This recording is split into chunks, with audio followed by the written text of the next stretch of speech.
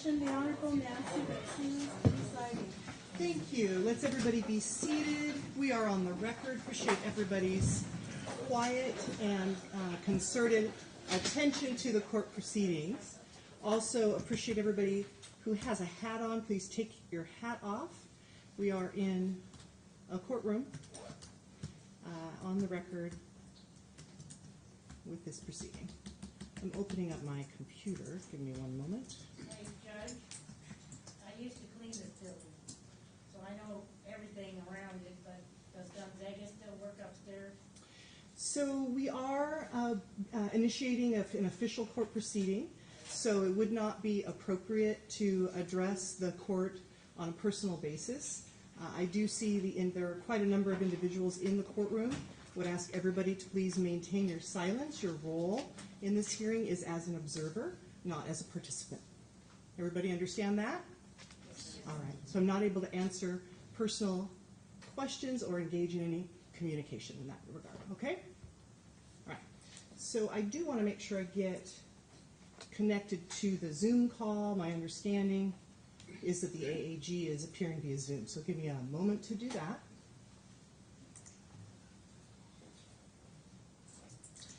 And almost everybody has taken their hats off, but I think I see a hat or two still on. Thank you so much for taking your hat off.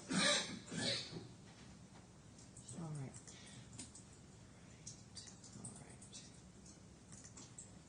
I am on Zoom, and I do see AAG Ellen Range on Zoom at this time.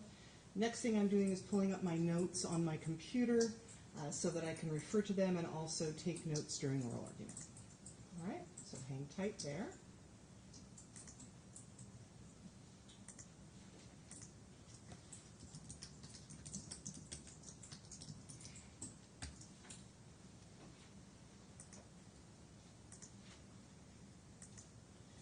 All right, we can begin. We are here in the matter of Robert F. Anderson versus Randy Bolerjack, Deputy Secretary of State. This is cause number 22-200480-06. Robert Anderson is here on behalf of petitioner, representing himself, and Ms. Ellen Range is here on behalf of the Deputy Secretary of State through the AAG's office. Ms. Range, if you can hear me, say hello. Good afternoon, Your Honor. All right, I can hear you as well. So we are here today for oral argument on the petition for review filed by Robert F. Anderson. Here's how we'll proceed. Mr. Anderson, you'll have an opportunity to provide oral argument in support of your petition. We'll then hear from Ms. Range in opposition to the petition, and then you'll have an opportunity to issue a reply. I may or may not have questions. I will not issue a ruling today. I will take this matter under advisement and issue a written ruling. All right? Thank you, Your Honor. All right, you may begin. Good afternoon, Your Honor. For the record, my name is Robert Anderson, pro se, the petitioner in this case. Today, I come before the Honorable Court to present arguments challenging the wrongful dismissal of a federally granted HAVA complaint by Deputy Secretary of State Randy Bolerjack on behalf of the Secretary of State of Washington. What's at stake here isn't just if a box was checked or if a piece of mail was delivered. It's really about federal law. If the law was followed, if the intent of Congress was upheld, if the supremacy clause is intact, also if an appointed representative official will be allowed to fabricate evidence or at minimum fail to properly consider, apparently at all, the actual evidence and facts of the February 7th decision. But we can't lose sight also of the 1 in 742 ballot errors that were discovered, where ballots that weren't counted, voters who filled out their ballots and turned them in, and with the first count that was canvassed, weren't counted. Poof, gone. And it was only because of 2 recounts that were privately funded that this 1 in 742 error rate was discovered, in which the state now is charged with election standards, is putting great effort into making this all go away, even going so far as to make false claims to justify dismissing. I'm asking the court to weigh these issues in light of the full scope of the law and the circumstances. As you know, Your Honor, the RCW's charge that the court is to review specific issues, but what's before you today is the constitutionality of the respondent's action, and was it arbitrary and capricious in particular. RCW 3405-570 states the court shall grant relief from any agency order in an adjudicative proceeding only if it determines that, and the two issues that apply here are A, the order or the statute or the rule of which the order is based is in violation of constitutional provisions on its face or as applied, or I, the order is arbitrary or capricious. This court has the full power and scope to ask and answer the question, was Mr. Bolerjack's decision constitutional? Not if it was just in line with administrative code, but was it constitutional? Is it legal in a full scope of the law? U.S. Constitution on down. Was that decision arbitrary and capricious? This means, was Mr. Bolerjack's decision made without rational connection to the facts, evidence, or law, or, and this is the important part, without due consideration of the relevant facts and circumstances? Not some of the facts, or as he stated the facts, but the facts, where the facts and all laws and circumstances properly considered. If not, this was an arbitrary and capricious decision. So let's take a closer look at the facts and the circumstances that the respondent failed to look at. Before that, though, there is an issue. Let's start with the state's desperate attempt, I believe desperate attempt, to retell what was submitted with the petition of review effort, that the rule and not the decision are being challenged. So for the record, I deny as the plaintiff that I'm challenging the rule. I'm not. I'm challenging the actual decisions of Mr. Bolerjack, his actions, his lack of consideration of the facts and federal law is very much in question today. Apparently, after throwing out my complaint on a technicality, they also would like to get the petition of a review thrown out as well on technicality. The truth is, the respondent could have accepted the complaint and moved forward as federal law allows. It was fully in his discretion, Your Honor. It was not a ministerial act. It was a discretionary act, in which the respondent's brief stated so. On page 7 of the respondent's brief, they state that the requirements for the complaint provides the secretary with discretion to dismiss. So why this is important is that in order for it to be challenging a rule, hence deflecting scrutiny of Mr. Bolerjack's actions, he would need to be performing a ministerial duty, that he had no discretion but was simply performing his duty. Hence the rule and not the actions would need to be reviewed. But that's not what happened. Mr. Bolerjack performed a discretionary act and not a ministerial duty. Mr. Bolerjack's discretion has always been front and center, because it's not just about misapplication of Washington Administrative Code, but as well as the deficiency of Mr. Bolerjack's action, improper consideration of a state-provided form, and how the respondent fabricated evidence, or at minimum didn't read the complaint fully and gave a decision. So let's start with the main issues. Mr. Bolerjack's February 7th action upended the Constitution by thwarting the intentions of Congress and provided no justification as required by RCWs. As you know, the Help America Vote Act was enacted by Congress to ensure the integrity and the fairness of our voting systems. It explicitly establishes citizen complaints as a vital mode of enforcement, enabling individuals to raise concerns about violations of federal election standards. Mr. Bolerjack's dismissal of my complaint not only obstructed my right to file a complaint, but also undermined the very purpose of HAVA, as recognized by Congress as a means of enforcement. In HAVA Title IV, Section 402, there are two main means of enforcement. The first is the U.S. Attorney General, and the second are citizens filing a HAVA complaint like myself. That's it. There are no other means of enforcement.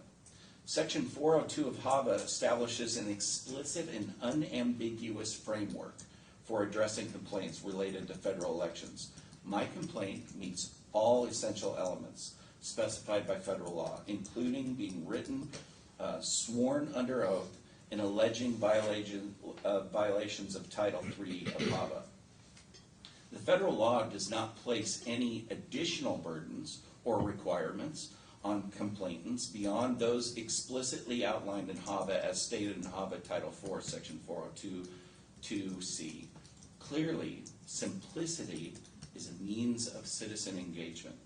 The purpose of federal law is to establish a uniform and non-discriminatory procedures for addressing election violations, ensuring that all citizens have an equal opportunity to simply raise a concern and have them investigated by appropriate state authorities. Not only is this a right, but it's also a necessity for the success of HAVA. Hence, this is under the Title IV of the enforcement, because without means of enforcement, as you know, Your Honor, laws are meaningless.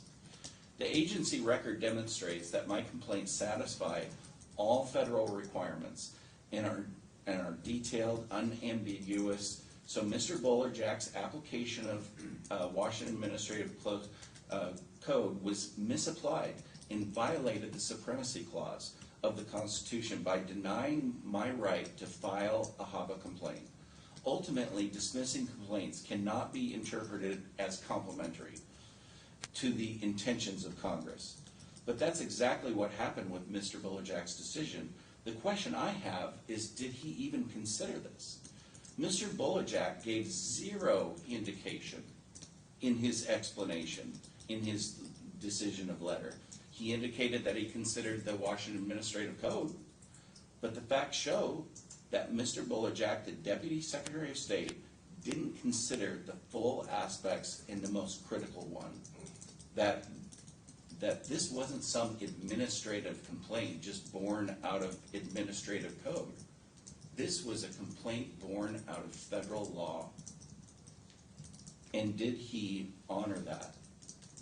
We have to make the decision, as you know, Your Honor, based on the facts of this envelope, which is the agency of record. And the Respondents' Counsel can try to add now to the record, but it's not there. Mr. Bolerjack upended the intent of Congress with his decision to dismiss on February 7th and failed to give any justification or invoke how this action to dismiss was complementary to federal law. And in so doing, as the Respondents' Counsel argued in their response page 6, state law cannot be just wielded in some manner, quote, stands as an obstacle to the accomplishment and execution of the full process and objectives of Congress. English v. General Electric Company, 496 U.S. 7279. Mr. Bolerjack's decision cannot be interpreted based on agency record in any way as complementary to the intentions of Congress when the ultimate obstacle of dismissal was rendered. According to Supreme Court decisions as stated in my response brief, the only way that Mr. Bolerjack could exercise preemption is by justifying his action as complementary to federal law and the intent of Congress. But when you read the agency record in Mr. Bolerjack's decision, he made no justification, no arguments of how federal law was being satisfied. It's as if federal law didn't exist. So I do need to have an interruption. I do note that somebody is using a cell phone to apparently record this proceeding. This is a public proceeding, but there is an official record. You may not use your cell phone in the courtroom. You may, however, after this hearing, you may request a copy of the CD as the official record. So please do turn off your cell phone and put your cell phone down on your lap. All right. Thank you very much. Please continue. Sorry, Your Honor. My apologies. But No, no. There was an interruption from the gallery. That You're didn't fine. I'm notice. just collecting Yeah. where I'm. All right. Now, maybe the respondent and the council want to somehow try to get you to look beyond the agency record and its actions. An attempt now goes beyond what is allowed to review, as you know, in RCW 340555A, judicial review of facts is confined to the record, where it states that judicial review of disputed issues of fact shall be conducted by the court without a jury, must be confined to the agency record for judicial review. So when you look at that agency record, that justification isn't there. When Washington state officials give administrative decisions, they are generally required to provide legal rationale or justification for their decisions. In RCW 34054613 states, final orders shall include a statement of finding and conclusions and the reasons and basis therefore on all the material issues of fact, law, or discretion presented on the record. But the respondent failed to do so. It's just not there. But I tell you what is there, Your Honor. A state-provided form with a logo of the Washington State Secretary of State, my name, an address, a phone number, and a notarized sworn statement.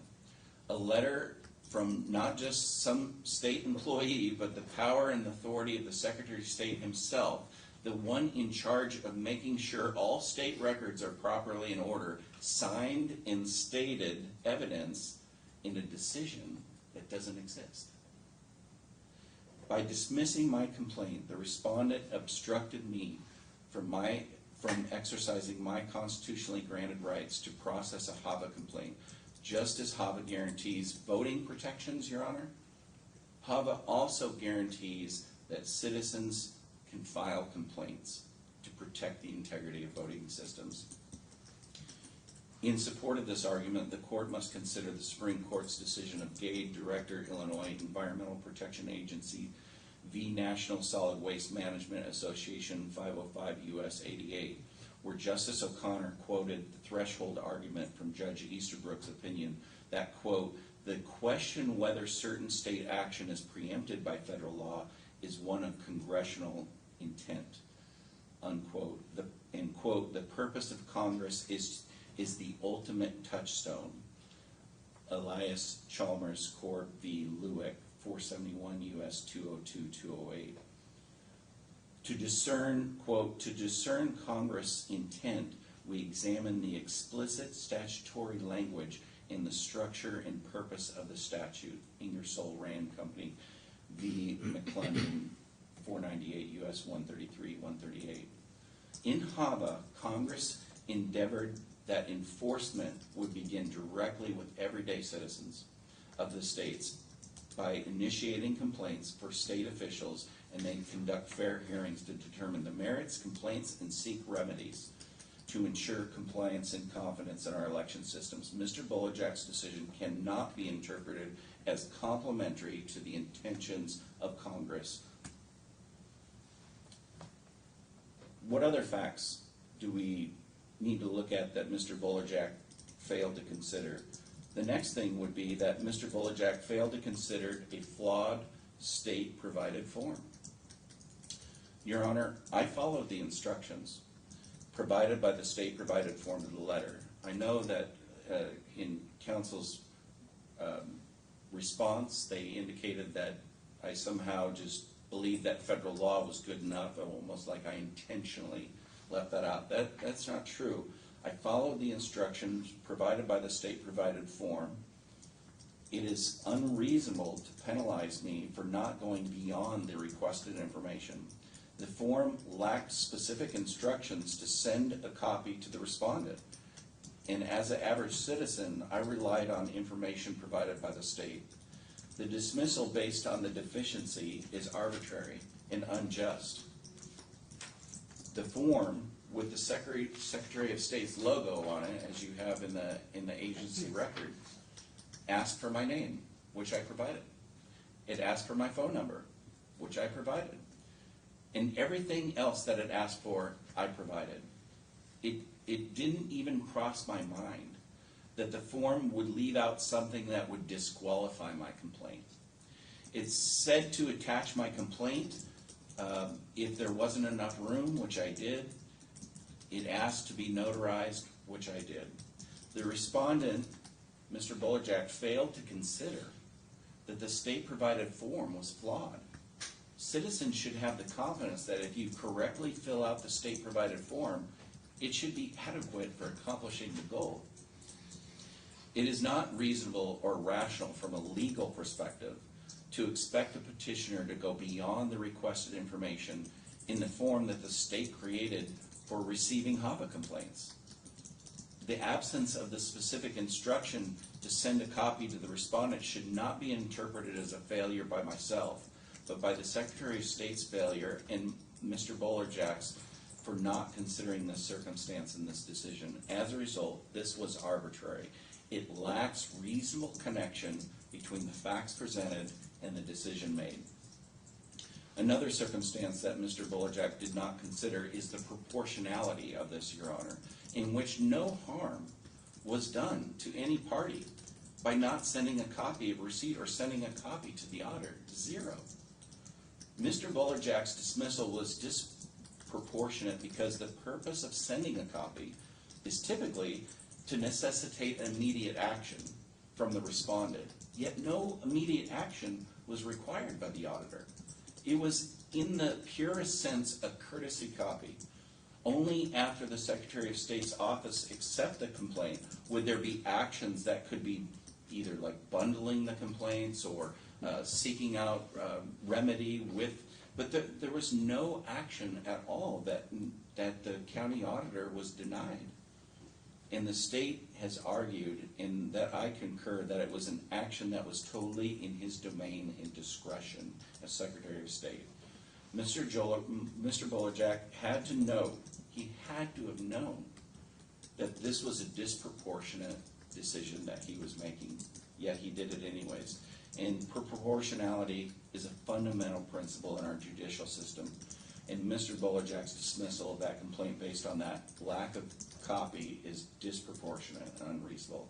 In Solem v. Helm 463 U.S. 277, it was written, the principle of proportionality is deeply rooted in common law jurisprudence. It was expressed in the Magna Carta, applied by the English courts for centuries, and repeated in the English Bill of Rights in language that was adopted in the Eighth Amendment. When the framers of the Eighth Amendment adopted this language, they adopted the principle of proportionality that was implicit in it.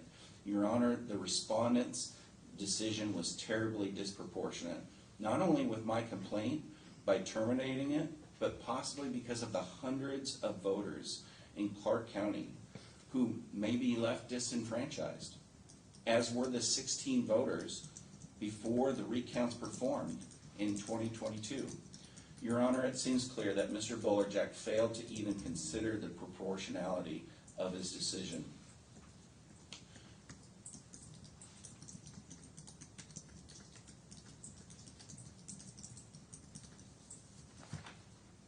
And just for the record, is it okay if I read the instructions that were provided on that form? Yes, I actually have a copy of it that I printed out, so let me find that Okay. before you do that. I'll read along with you. Okay. Okay. So the complaint form under Section 402A2 of the Help America Vote Act of 2002, HAVA, PL 107252, and Washington Administrative Code, Chapter 434263, any person who believes that a violation of any provision of Title III of the HAVA has occurred, is occurring, or is about to occur, may file a complaint with the Office of the Secretary of State. This form may be used to file such complaints. However, a letter containing the below information will be considered an acceptable complaint as well. All complaints must be notarized and filed within 30 calendar days of the date after the certification of the election at issue and sent to the Washington Secretary of State, Elections Division, and the address, and the state shall make a final determination within 90 days of receiving the complaint. And down in Section B, so it has the personal information, And then B, their description of the alleged violations. Please identify the facts of the alleged violation, witnesses if any, contact information if you have it, dates and time you became aware of the alleged violation, location where the alleged violation occurred, who is responsible for the alleged violation, other information that you think will be helpful. And for the record, Your Honor, as it's on there, that I complied with all of those requirements on that state provided form. The last issue that I want to bring up is, I think, the most difficult to kind of process for me, and that is that Mr. Bolerjack's discretionary act was based on a false statement. The decision to dismiss was wrapped in a false statement in February 7, 2023 letter. Mr. Bolerjack falsely claimed that I did not include my phone number and that the form was not notarized. These false statements were used as justifications for the dismissal and cannot be ignored by this court. Such conduct undermines the integrity of the administration decision-making process. And I'd like to just read the paragraph of his decision that is from the February 7th letter. Let me pull it up because I do have it too. I'll read with you. Agency record 2. Yes, I do have it. All right, continue. So it says, after careful review, I'm dismissing your complaint. This complaint does not comply with WAC 434-263-020 because it is not sworn under oath or notarized, does not include your phone number, and is not accompanied by proof of mailing or delivery or a copy of the respondent, Clark County Auditor Greg Kimsey. Your Honor, that is just not true. The council, I know, has tried to maybe rewrite history a little bit and think that the court should review this maybe differently or look at it differently. But Mr. Bolerjack, through counsel, is now trying to go, I believe, outside of the agency record and give an amended decision. But his decision was final, and his decision as it stands, or his evidence that he quotes, is not accurate. In this, an untrue statement of facts, which by law is arbitrary, there is a disconnect between the facts and his decision. Possibly the counsel for the respondent will tell this court, as they have in the brief, that it was just a small oversight, just an error that's inconsequential. But what Mr. Bolerjack attempted to do was to disqualify the complaint from federal requirements as well. For if it was true that I had not sworn and notarized it, not only would that be an issue state-wise, but it would disqualify me federally. And by his own words, he said, after careful review.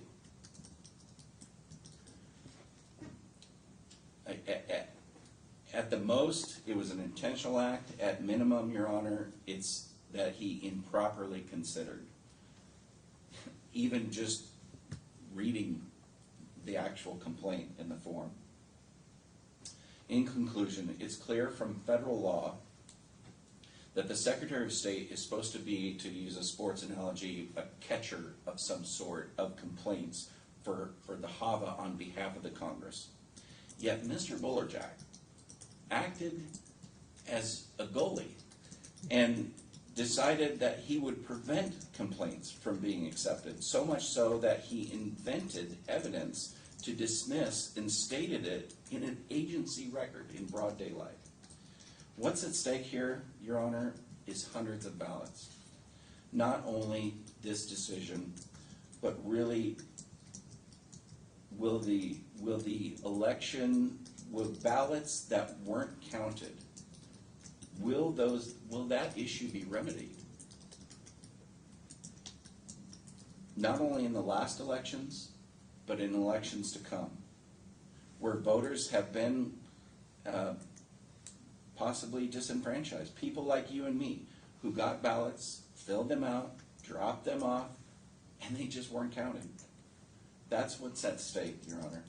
Also, will the state thwart the intent of Congress, not even give a justification for all the sides of law nor properly consider all the circumstances and make an arbitrary decision because they can. This isn't some wild election conspiracy case, as you can see. Clark County elections have an error rate of 1 in 742. Canvass results show. That's alarming. But it's not alarming to Mr. Bolerjack. In fact, they seem to be pleased with just having this all go away. Try to throw it out on a technicality. But, Your Honor, this is what judicial review is for. When the state bureaucrats fail to perform their essential duties and try to dismiss a serious complaint in such an arbitrary and capricious manner, but with the full discretion given to the Deputy Secretary of State to consider, he doesn't consider the form that I submitted, didn't consider the deficiency of the form, and certainly didn't consider federal law, and if the intent of Congress was honored by citing an administrative code that really had absolutely no harmful fact on anyone. It is the quintessential frivolous technicality that the state is hoping to make this complaint go away. The agency record is clear. There's no mention of federal law or justification for preemption or of how the decision upholds the intentions of Congress.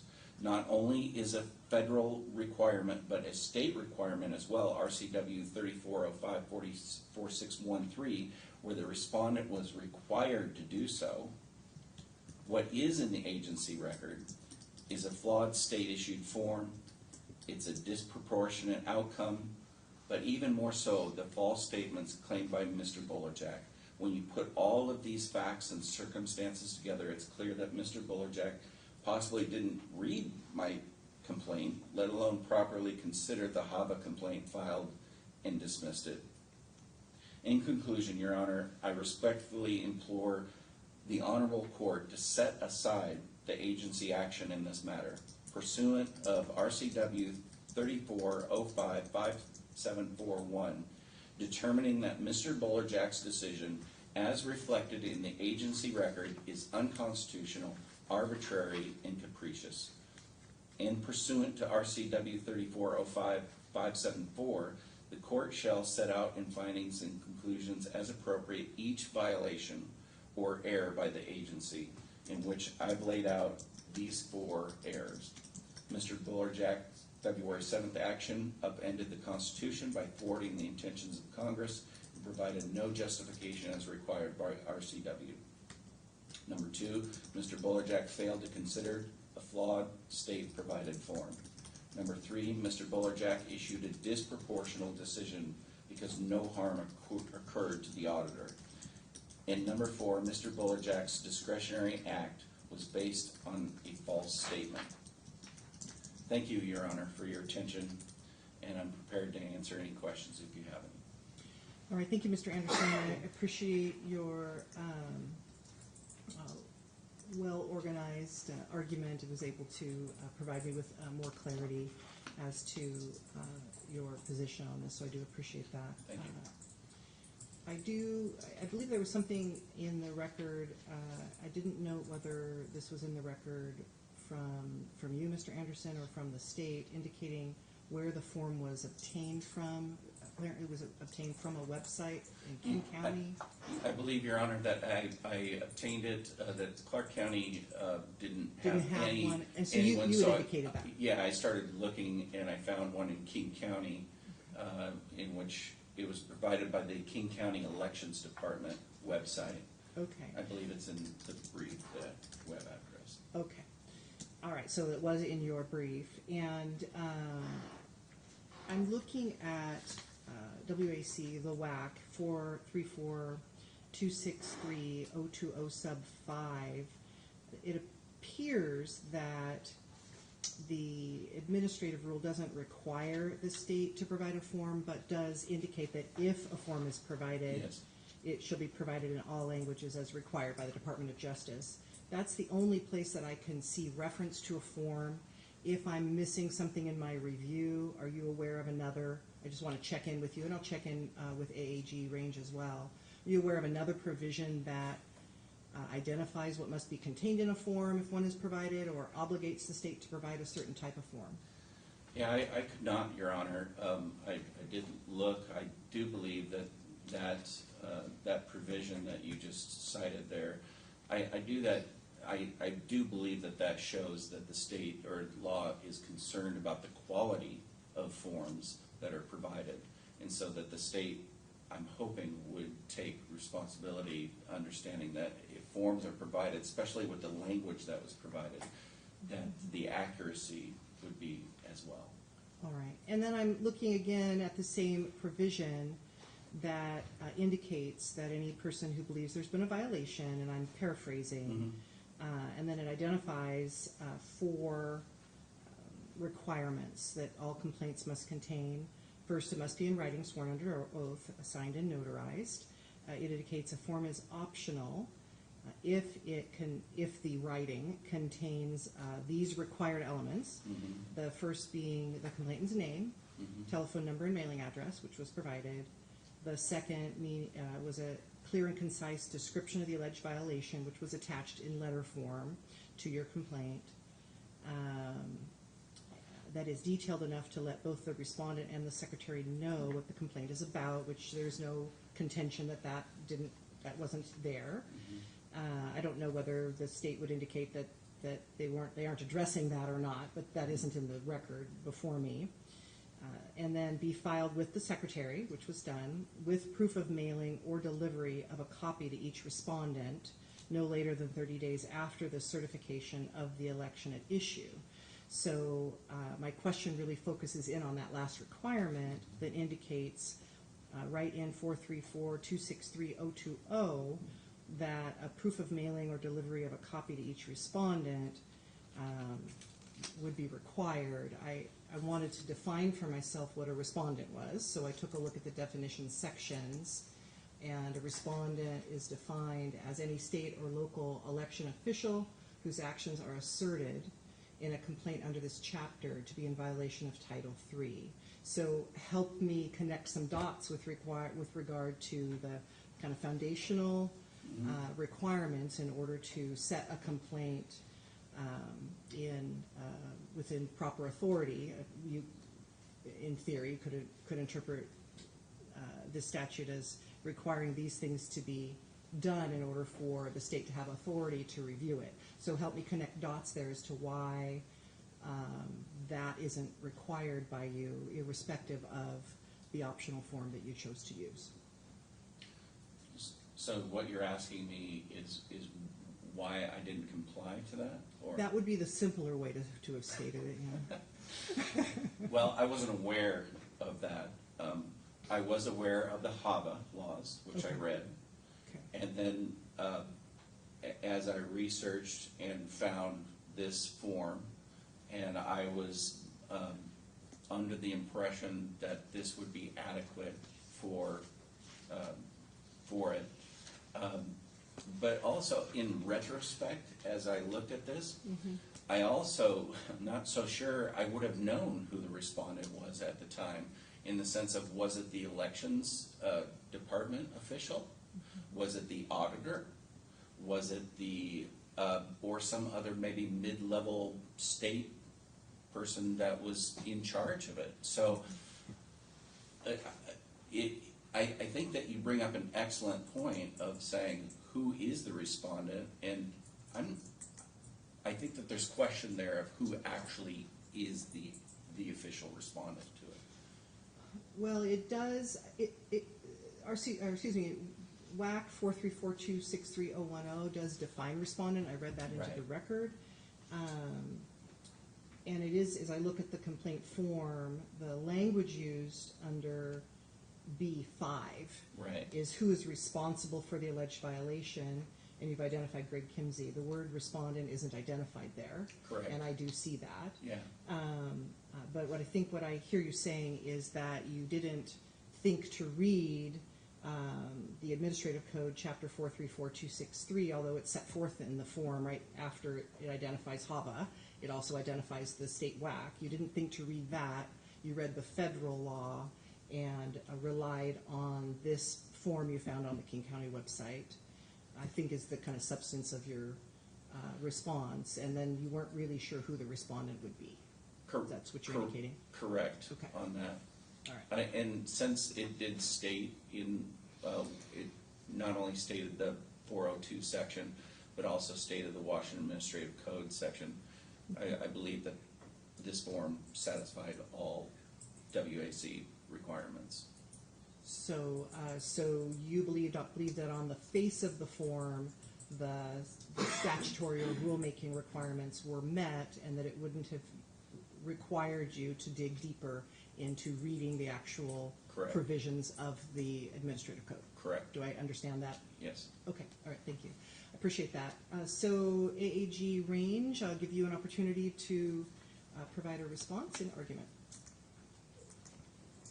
Thank you, Your Honor. Good afternoon. My name is Ellen Raines, and I am the Assistant Attorney General representing the Washington Secretary of State. This is a straightforward case involving the Secretary's dismissal of a complaint for failure to meet the rules. As Mr. Anderson cannot get around this, he attempted a federal preemption challenge to the Secretary's rules, only to then concede this rule challenge in his reply, and instead assert the Secretary acted arbitrarily and capriciously when it dismissed his claim. As Mr. Anderson rightly abandoned his challenge to the Secretary's rules and his arbitrary and capricious claim lacks merit, this court should affirm the Secretary's dismissal. Washington law allows the Secretary to dismiss a Help America Vote Act or HAVA complaint for failure to meet requirements set forth in the Secretary's regulation. This regulation, WAC 434-263-020, clearly sets forth the requirements for the HAVA complaints. And as Your Honor pointed out, under Section 4, a complainant must provide the Secretary proof that it sent a copy of its complaint to the respondent. If a complainant fails to satisfy any of these requirements for the complaint, then under 434-263-040, subsection 1A, the Secretary may dismiss it. Here, Mr. Anderson does not deny that he failed to meet subsection 4. And as he stated earlier, it was the result of him not reading that particular WAC. However, ignorance of the law is no excuse. It is a universal maxim established under Washington law. And as his failure is under the law is clear, this court should affirm the Secretary's dismissal. Despite the Secretary's clear authority for dismissal, Mr. Anderson asserts that the Secretary acted arbitrarily and capriciously. This fails for 4 reasons. First, Mr. Anderson failed to support this argument with relevant case law, so Your Honor may reject it. Second, the Secretary's lawful exercise of its discretion is not subject to review under the APA. Under RCW 3405-574 subsection 1, this court may not step in the shoes of the agency and exercise the discretion authorized by legislature. Here, the legislature authorized the agency to implement rules whereby it had discretion to dismiss complaints. The Secretary lawfully exercised this discretion when it dismissed Mr. Anderson's complaint, and as such, this court should affirm. Third, the mistakes of fact in the Secretary's dismissal do not render it arbitrary and capricious. The mistakes are not fabricated. They resulted from a one-sided scan of a double-sided complaint. This decision is not arbitrary and capricious as a complainant does not have to fail all 4 mandates of WAC 434-263-020 to get their HAVA complaint dismissed. The complainant only needs to fail 1, and that is exactly what Mr. Anderson did. As Mr. Anderson's complaint remained deficient under this regulation, Your Honor should not find the Secretary's dismissal arbitrary and capricious. Lastly, proportionality is also irrelevant to the arbitrary and capricious analysis. The Court of Appeals considered and rejected this argument in the APA case Brown v. State Department of Health Dental Disciplinary Board. That's a case that I cited to in my brief, but Your Honor would want to refer to page 17. There, the court drew a distinction between APA cases where proportionality is not considered and lawyer discipline cases where proportionality is rightly considered. Again, the Secretary's decision to dismiss the complaint was within its allowable area of discretion, and it should not be disturbed. The solemn case that Mr. Anderson recited to you today regards criminal sentencing and does not apply to APA matters. In his reply, and today, Mr. Anderson implies an equitable estoppel argument in regards to the 2004 form he found on the King County website.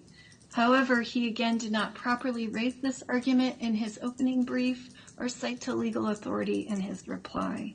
As argued previously, Your Honor may reject this argument outright. If Your Honor considers this argument, then it should find that Mr. Anderson does not have an equitable estoppel defense. That is because the 2004 form was not reasonably relied upon, and if it was, then the Secretary omitted a requirement for the complaint under the state regulation. This would be a mistake of law, not fact, and only mistakes of fact provide for the defense of equitable estoppel. A good example of this is Schoonover v. State. That's at 116 Washington, Appeals 171, at pages 179 through 81. That's a 2003 Court of Appeals case. There, an attorney relied on an outdated state form when filling out a tort claim, and the claim was dismissed. The Court of Appeals rejected the equitable estoppel defense to dismissal, partly because the form presented a mistake of law, not fact. This court should do the same. Mr. Anderson also faults the Secretary for dismissing based on a state regulation requirement that is not found in HAVA. Mr. Anderson clarifies that he is not challenging the state regulation, rather he is challenging the Secretary's dismissal based on that state regulation. However, these two are necessarily linked because federal preemption only applies to state laws and regulations. It does not preempt actions by state employees following those laws and regulations. The authority cited by Mr. Anderson demonstrates this principle. He continues to cite to Gade as he did today, but that case involves a federal preemption challenge to state regulations. Without supporting authority, this court should reject Mr. Anderson's novel federal preemption argument. I will briefly address his original argument that the Secretary's regulatory requirement conflicted with HAVA and is therefore invalid. Your Honor must reject this challenge to the Secretary's rule because Mr. Anderson filed a petition for review of an agency order under RCW 3405-570 subsection 3, not a petition for review of an agency rule under subsection 2. This matters because the Secretary did not provide this court with a rulemaking file, and without it, this court does not have a basis to meaningfully review the Secretary's rules. So, in conclusion, Your Honor, Mr. Anderson has failed to meet his burden under the APA to show that this order was arbitrary and capricious. Instead, the Secretary lawfully exercised its discretion in dismissing Mr. Anderson's deficient complaint. Your Honor should affirm the Secretary's dismissal. Thank you. All right, thank you, AAG Range. I do have a couple of questions, and I'll start kind of with the last thing I heard you say. I appreciate the concise briefing as well as argument from counsel. From both parties. Appreciate the well done, both written and oral presentations. With regard to the rulemaking versus order argument that you proffered, I took a look at the petition, and the petition specifically references RCW 34.05.570 sub 3, which is the appropriate provision for review. So how does the state respond to that, knowing that, presumably the state reviewed the petition and would note that that sub 3 was actually set forth, I think, in its entirety, or at least close to its entirety, and how that would then not qualify as an appropriate setting forth of the basis upon which the petition was filed. Well, Your Honor, so you are correct. So you're referring to the petition where he cites to the entirety of 05570 subsection 3? Correct.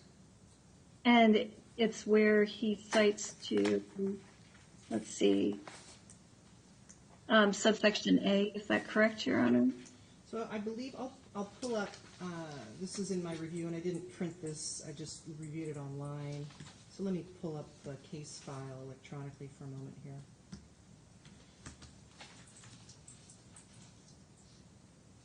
The petition filed on 2/24/2023. It's a 38-page document, primarily consisting of exhibits. The petition itself is 3 pages. I'm looking at page 2, beginning, it's at section 6, but beginning on lines 7 through 19, it sets forth the entirety of 3405570 sub 3, which I believe puts into contention that provision for purposes of the court's review. Yes, Your Honor, but we understood this as a challenge to the order, not a challenge to the rule itself. And so we did not include in the certified record, the normal, if a rule is challenged, if you look at Musselman, the case that we cited to Musselman v. Department of Social and Health Services, 132 Washington 841. The rulemaking contains copies of all public notices, transcripts of all public meetings, Right. copies of any comments received. Yeah. So we did not, because this was filed as a challenge to the order, we did not include the entirety of the rulemaking file. And so it's Right. this administrative record was sent to Mr. Anderson. He had an opportunity to review it, and if he felt that it needed to be supplemented because he was challenging the rule, then that burden was on him. All right. So thank you for that, and just trying to clarify that, because I believe the basis was the order. There was a clarification in Mr. Anderson's response to clarify that. I believe the argument was intertwined, but I think we all understand that you were proceeding under the order sub 3. Okay. Correct, Your Honor. So then you had mentioned AAG range in your argument that ignorance of the law and using an outdated form. I don't know whether this is an outdated form or not. I do note that it was a form in the footer from August of 2004. I'm not aware as to whether there is a different form or a newer form, but I do note that the WAC provision that's being referenced looks like it was effective 8/27/2004. So to what extent, if any, does that undercut the argument that the 2004 complaint form was outdated? Because I don't have anything in the record to show me that there's a different form that could or should have been used or that was offered. My question makes sense? Yeah, it does. It does. And whether it's outdated or not, that's really irrelevant to our argument. The argument is that Mr. Anderson is raising an equitable estoppel defense. But the problem with that is that equitable estoppel only applies to mistakes of fact. They do not apply to mistakes of law. And so even if that complaint form is current and used today by King County, that would represent a mistake of law on the complaint form, and that does not provide for an equitable estoppel defense. All right.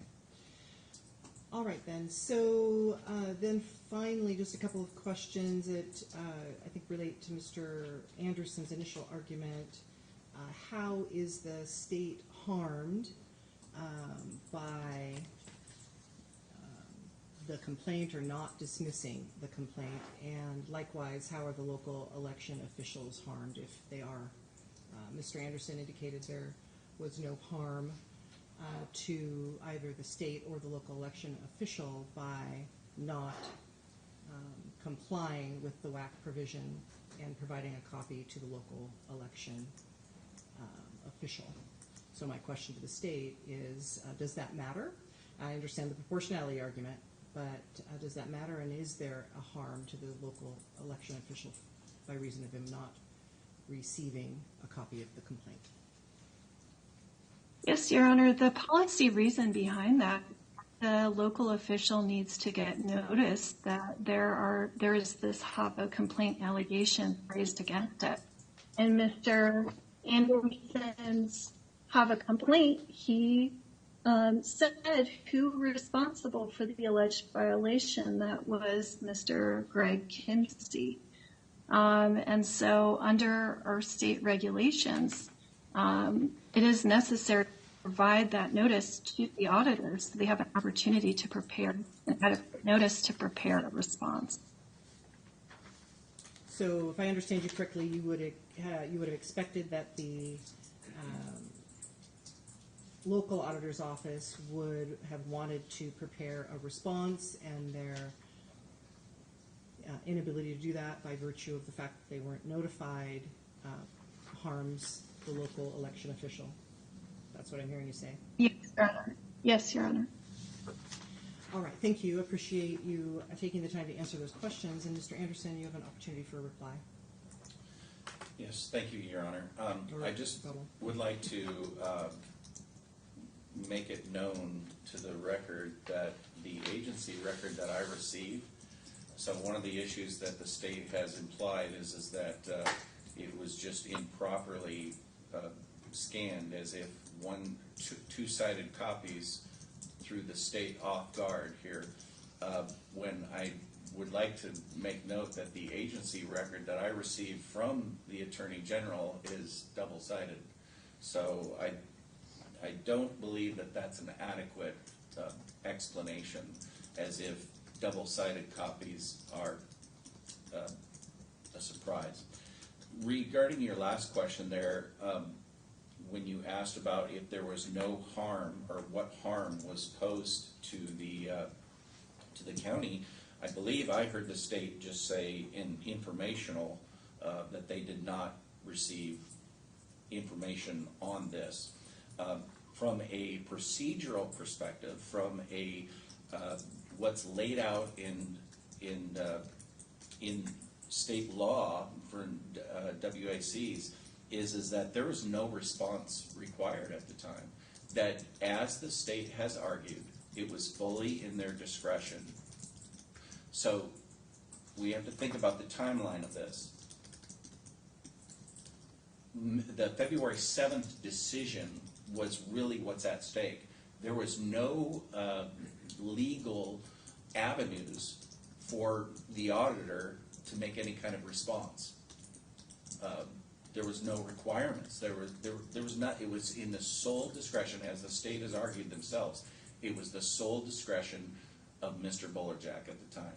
So there was no harm done. There would have been no official avenue or means for Mr. Kimsey to make any kind of response. So there was nothing on that was that I can see that was harmed. That's all, Your Honor. That's all. So then a question for both counsels with regard to potential harm. Are there record-keeping timelines that local election officials must follow that would be compromised by lack of notice of a complaint? Mr. Anderson, are you aware? Not that I'm aware of, Your Honor. All right. AAG range, are you aware of any? No, I'm not, Your Honor. All right, thank you then. Anything further, a little bit out of form, but I will offer both parties another chance to just wrap up if there are some thoughts that they have that they believe are important for me to hear as I consider this petition. Anything further, Mr. Anderson? Your Honor, I appreciate your attention. I appreciate your questions in this. And I hope and believe that, as I've stated before, that it is clear, and it's by Mr. Bolerjack's own words, in which he stated that after careful review, I can't see how Your Honor could, and any really judge could look at this and decide that he weighed these circumstances and issues carefully, as he states. And I believe that this was an arbitrary, capricious decision, and I appreciate your attention. All right, thank you. AG Range, anything else further before we adjourn? No, Your Honor, thank you. All right, good. Thank you again for your well-briefed, written, and well-executed oral arguments. Also thank the gallery for your considered attention and observing the proceedings with the decorum that is due such a proceeding. Thank you. So thank you. We are adjourned. Thank you, Your Honor.